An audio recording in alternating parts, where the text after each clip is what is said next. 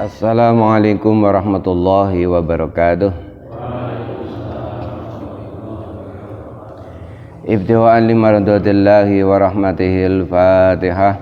A'udzu billahi minas syaitonir rajim. Bismillahirrahmanirrahim. Alhamdulillahi rabbil alamin arrahmanir rahim maliki yaumiddin. Iyyaka na'budu wa iyyaka nasta'in ihdinas siratal mustaqim. Siratal ladzina an'amta 'alaihim ghairil maghdubi 'alaihim waladdallin. Rabbi ighfirli wa liwalidayya wa lil mu'minina amin. Nahmaduka Allahumma kama amartana an nahmad wa nusalli wa nusallimu ala sayyidina Muhammadin wa ala alihi wa ashabihi wa tabi'in wa tabi'ihim bi ihsan ila yaumiddin, amma ba'du. Bapak-bapak, ibu-ibu, jamaah yang saya hormati, alhamdulillah rabbil alamin. Kita bersyukur pada Allah Subhanahu wa taala atas nikmat-nikmatnya. Mudah-mudahan setiap nikmat yang Allah berikan kepada kita, nikmat yang penuh keberkahan, nikmat yang membawa kita makin bertakarub mendekatkan diri pada Allah Subhanahu wa taala. Salat dan salam kita aturkan untuk junjungan kita Nabiullah Nabi Muhammad sallallahu alaihi wasallam yang telah mengeluarkan umat manusia minadz-dzulumatil juhli wal kufri ila nuril huda wal iman wal islam. Alhamdulillah rabbil alamin. Pada kesempatan kali ini kita bisa melanjutkan kembali kajian Kitab Mafahim karya Syekh Muhammad Alawi Al-Maliki. Pada kesempatan kali ini kita sampai pada bab At-ta'zimu bainal ibadah wal adabi. At-ta'zimu mengagungkan, memberikan penghormatan, bainal ibadati wal adabi, antara ibadah dan antara tata krama.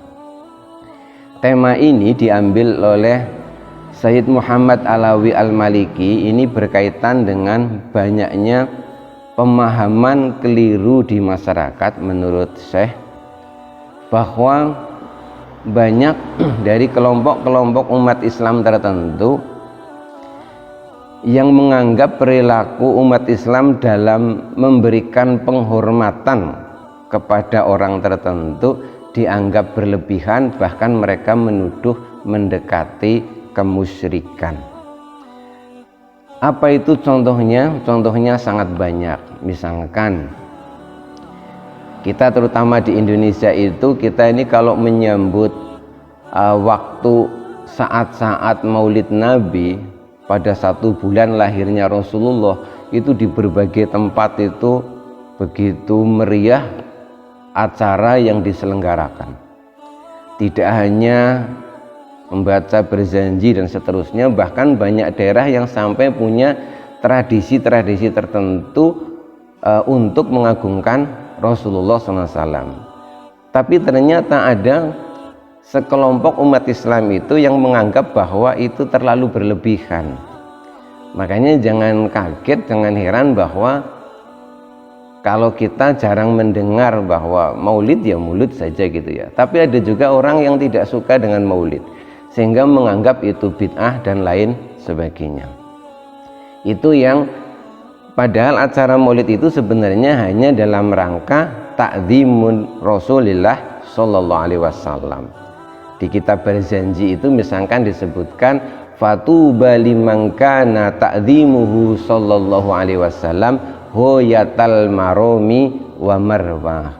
Fatuba, beruntung sekali siapa itu, liman kana ta'zimuhu sallallahu alaihi wasallam, bagi orang yang pol-polan sangat mengagungkan Rasulullah sallallahu alaihi wasallam.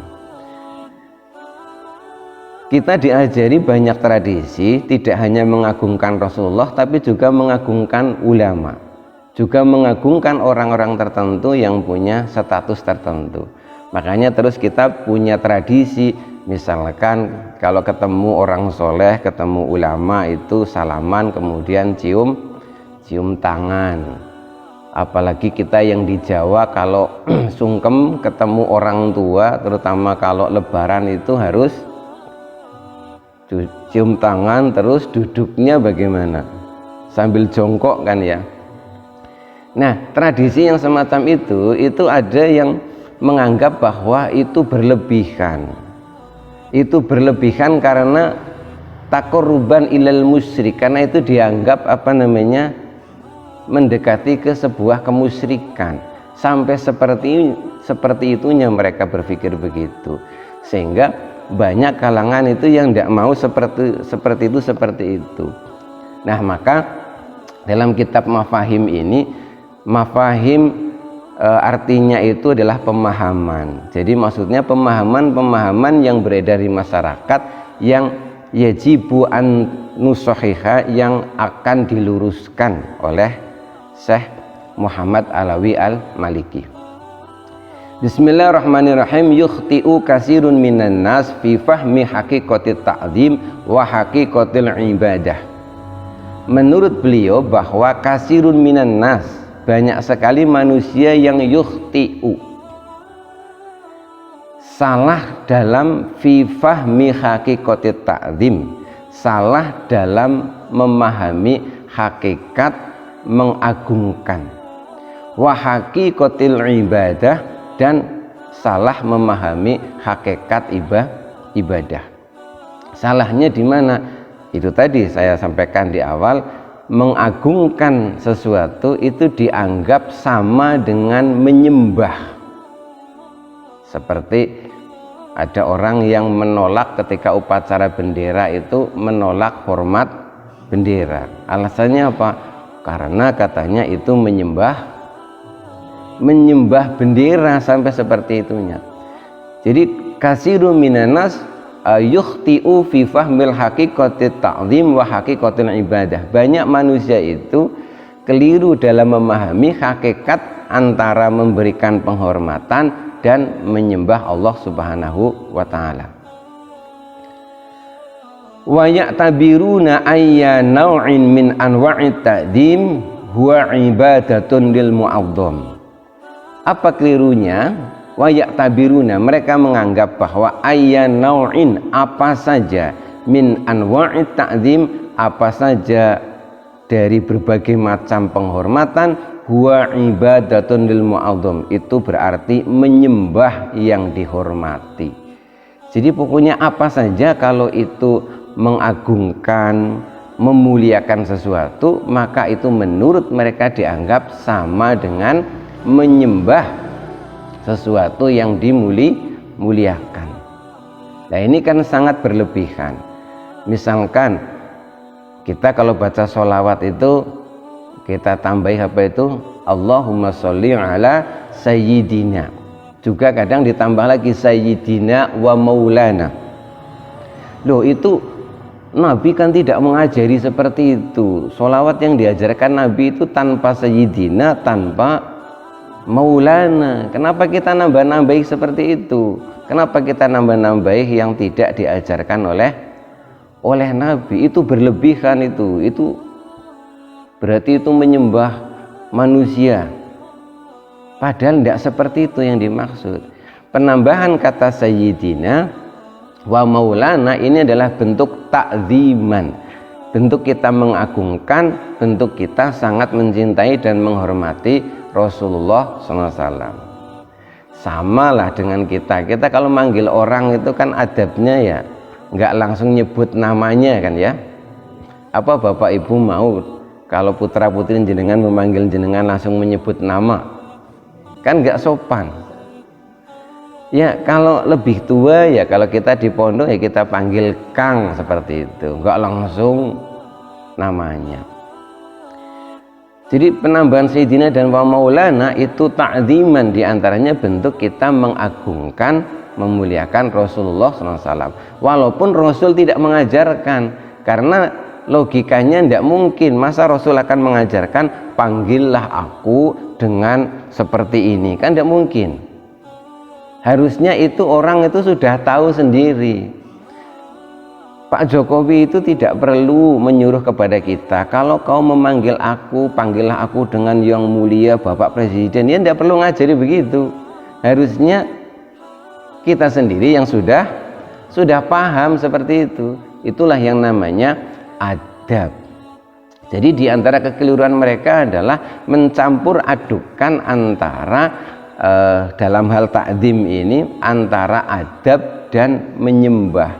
Jadi orang hormat itu dianggap sama dengan menyembah. Contohnya misalkan kata Syekh Muhammad Alawi bin Maliki, contohnya fal qiyamu wa taqbilul yadi wa ta'dimun nabi. Di antara contohnya adalah ketika orang berziarah ke makam Rasulullah itu berdiri dulu.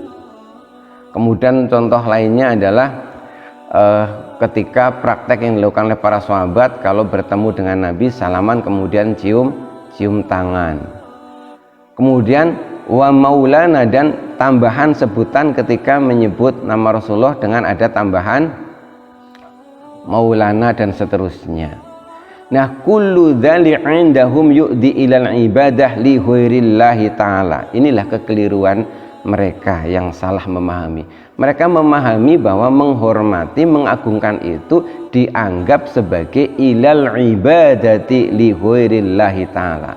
Itu sama dengan menyembah kepada selain Allah. Nah, ini kan kelirunya sangat fatal. Apa terus kalau ada misalkan seorang anak, misalkan kita yang di tradisi Jawa itu sungkemnya itu sambil jongkok, apakah itu kemudian disamakan dengan menyembah selain Allah? Kan tentu tidak seperti itu. Kalau seperti itu dianggap sama dengan menyembah selain Allah, nah disitulah yang kemudian dianggap sebagai musyrik.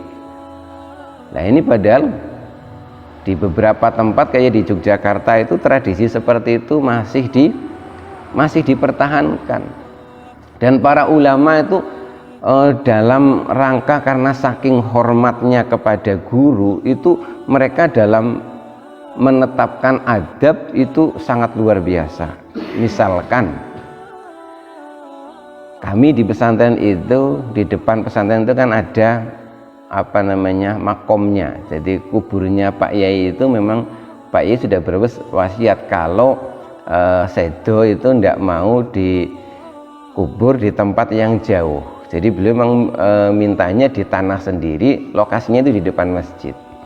Itu banyak sampai sekarang itu cuma lewat di samping kuburnya saja itu segen. Jadi kadang-kadang kita itu harus muter seperti itu. Loh, ini cuma sama orang mati saja kok seperti itu. Bukan masalah itu saking takziman kepada guru.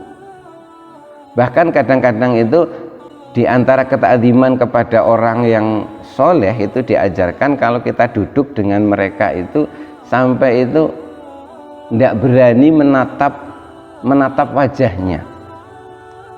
Itu diantara termasuk adab terhadap orang soleh. Nah yang seperti itu seharusnya tidak usah dikait-kaitkan dengan ilal ibadati li ghairillah. Tidak usah dikait-kaitkan dengan masalah menyembah selain Allah. Itu nggak ada kaitannya dengan itu. Bahkan pernah di negara-negara Timur Tengah itu ada kelompok umat Islam itu yang berniat untuk jadi makom-makom para sahabat Nabi, para ulama tertentu, karena dianggap sebagai sumber-sumber kemusyrikan, itu sempat akan digusur, akan dihilangkan, karena dianggap itu sumber-sumber kemusyrikan. Karena banyak orang yang berziarah itu perilakunya aneh-aneh, padahal itu sebenarnya aneh-anehnya perilaku mereka itu hanya dalam rangka saking hormatnya, saking mengagungkannya dengan mereka yang telah meninggal dunia. Karena kita punya adab untuk tetap menghormati orang walaupun dia itu sudah meninggal dunia. Misalkan di antara adab ini yang sederhana aja yang Nabi contohkan, kalau ada orang yang telah meninggal dunia kemudian dia meninggalnya itu bawa iman walaupun dia punya dosa, maka di antara adab kita itu yang ringan. Janganlah engkau mengungkit-ungkit membicarakan lagi kesalahan-kesalahannya ketika masih hidup. Ini kan adab orang yang masih hidup terhadap orang yang telah meninggal dunia. Nah, kemudian kalau engkau misalkan berziarah ke kuburnya, misalkan ucapkan salam dan seterusnya. Ini kan juga bagian dari adab dan tata krama. Mungkin ada orang yang berpikir, buat apa orang sudah meninggal kok pakai seribet itu, padahal sebenarnya itu memang ada tuntunannya. Jadi sekali lagi menurut Syekh Said Muhammad Alawi Al-Maliki bahwa banyak orang itu yang kemudian pemikirannya itu berlebihan, mudah menuduh musyrik, menuduh perilaku itu sebagai syirik, itu karena berpikirnya terlalu jauh bahwa orang yang punya perilaku menghormati ulama dan lain sebagainya berlebihan itu dianggap sebagai menyembah selain Allah Subhanahu wa ta'ala. Kemudian Syekh mengutip di dalam Al-Quran, yaitu ayat Quran ketika Allah menyampaikan bismillahirrahmanirrahim, wa idh qulna lil malaikati isjudu li adama fasajadu illa iblis. Ingatlah, di Quran itu ada ayat Quran yang menyebutkan wa idh qulna, ketika kami berfirman, Allah maksudnya, lil malaikati kepada para malaikat, hai malaikat usjudu li Adam, bersujudlah engkau kepada Nabi Adam alaihissalam.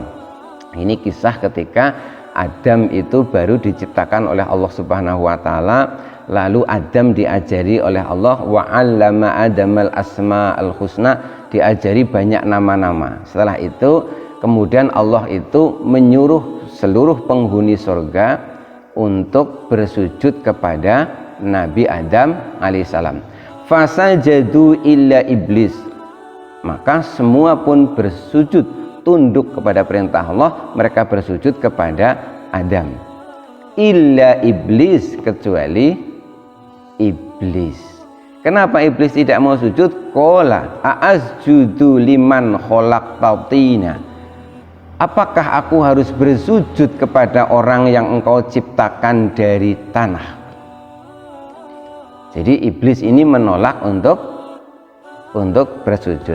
Nah, sujud apa yang terjadi pada waktu itu? Itu bukan sujud untuk menyembah Nabi Adam, tapi itu sujud untuk menghormati Nabi Adam alaihissalam. Kenapa Adam itu Allah menyuruh agar diberi penghormatan lebih? Karena Allah memberikan sesuatu yang lebih kepada Adam dibandingkan makhluk yang lain, termasuk malaikat sendiri. Apa itu? Allah melebihkan Adam dengan memberinya macam-macam ilmu. Artinya bahwa walaupun kadang-kadang kita itu berlebihan dalam menghormati seseorang, asal itu nggak sampai ke menyembah secara tauhid, itu sebenarnya tidak bisa dikategorikan sebagai perbuatan yang syirik atau musyrik. Jadi hanya sekedar hormat gitu saja, tidak sampai ke keyakinan. Dan yang namanya syirik dan musyrik itu sebenarnya itu bukan urusan lahiriah, tetapi sulit diketahui karena itu urusan aqaid, urusan keyakinan. Belum tentu orang yang perilaku secara lahiriah itu sepertinya musyrik, belum tentu dia secara keyakinan dia benar-benar musyrik. Ada orang yang misalkan memperlakukan benda-benda tertentu dengan perlakuan yang khusus. Apa itu? Kalau di bulan tertentu kan ada orang yang suka apa itu? Jamas begitu itu ya, yang punya keris atau apa. Sepintas itu mungkin kita berpikir apa itu ndak syirik ya begitu ya. Ya kalau menurut saya itu jangan terlalu berlebihan lah. Jangan terlalu berlebihan, karena sekali lagi urusan syirik musyrik itu adalah urusan keyakinan. Belum tentu orang yang secara lahiriah itu perilakunya kayak musyrik itu benar-benar musyrik. Jadi harus dibedakan antara intinya antara sekedar hormat dengan apa itu? Dengan menyembah selain Allah Subhanahu wa ta'ala. Ini contoh pula yang terjadi pada zaman Rasulullah SAW setelah Rasul itu meninggal dunia. Ini perilaku sahabat Nabi yang boleh dikata aneh-aneh sampai tidak rasional. Misalnya begini, setelah Rasul itu meninggal, para sahabat itu punya perilaku misalkan yang aneh begini. Ada sahabat misalkan yang mengetahui kalau Nabi itu berada di satu perjalanan, Nabi itu pernah singgah di satu tempat, lalu di tempat itu Nabi misalkan kencing, buang air kecil misalkan. Maka sahabat ini demi saking hormatnya Nabi, saking kepengin nirunya Nabi, ketika mereka lewat di situ, mereka pun kencing di situ. Ini kalau dipikir kan tidak rasional begitu ya, tapi perilaku begitu pun dilakukan oleh para sahabat. Khalid bin Walid ini kan jenderal perang, dan kalau perang itu tidak pernah kalah. Sepeninggal Rasulullah SAW, dia masih memimpin perang hingga pada masa Umar bin Khattab. Nah, ini ada kisah itu, suatu ketika sedang berperang, Khalid bin Walid ini turun dari kudanya, mengamuk membabi buta itu. Begitu perang usai, terus sahabat yang lain nanya, Khalid, tidak biasanya kau perangnya itu aneh, kamu mengamuk membabi buta, ada apa? Biasanya perang ya biasa saja, kenapa kau sampai seperti itu? Apa jawabannya si Khalid? Ini loh, apa yang dipakai oleh orang Arab itu, yang di kepala namanya? Iya, ini sorban saya itu jatuh kemudian karena terkena sabetan senjatanya orang-orang kafir, kemudian saya khawatir itu terinjak-injak sama mereka. Lalu para sahabat bertanya, loh cuma sorban saja kok kamu sampai segitunya? Apa jawaban Khalid? Bukan masalah sorbannya, tapi di dalam sorban itu saya menyimpan 3 helai rambutnya Rasulullah. Jadi karena saking mengagungkannya Rasulullah, Rasul sudah meninggal, hanya karena rambutnya saja sampai seperti itu. Ini bagi orang yang tidak suka, ini musyrik nggak seperti itu? Musyrik sekali kan ya. Ini kalau terlalu gampang mengaitkan antara mengagungkan dengan menyembah selain Allah. Nyatanya sahabat itu punya perilaku seperti itu. Bahkan dikisahkan dalam kisah yang lain, ketika Rasul itu potong rambut, itu potongan rambutnya itu laris. Untuk apa? Laris ya, kalau sekarang buat jimat lah kira-kira seperti itu. Jadi orang ini pada berebut nyimpen rambutnya Rasulullah SAW. Bahkan ada juga sahabat yang perilakunya itu aneh lagi, itu minta air liurnya Rasulullah loh, air liur ya. Apa terus yang seperti itu sekali lagi mau kita tuduh sebagai sebuah kemusyrikan. Jadi sekali lagi Syekh Said Muhammad Alawi Al-Maliki ini meluruskan pemahaman yang keliru di kalangan banyak manusia yang salah memahami hakikat menghormati dengan hakikat menyembah, bahwa yang namanya hormat itu beda dengan menyembah. Jangan sampai kita menuduh orang itu sampai musyrik, syirik, sampai ke kafir hanya karena kita itu keliru memahami, padahal yang sebenarnya tidak seperti itu. Demikian pembahasan Syekh Said Muhammad Alawi Al-Maliki. Mudah-mudahan bisa kita pahami bersama-sama untuk meluruskan kembali bahwa kita itu jangan gampang-gampang menganggap amaliyah dari orang tertentu itu keliru. Harus dilihat dulu maksudnya sebenarnya apa. Mudah-mudahan ada manfaatnya. Insya Allah kita lanjutkan kembali pada bab-bab yang lain pada waktu yang berikutnya. Bila taufiq wal hidayah wa ridha wal inayah. Wassalamualaikum warahmatullahi wabarakatuh.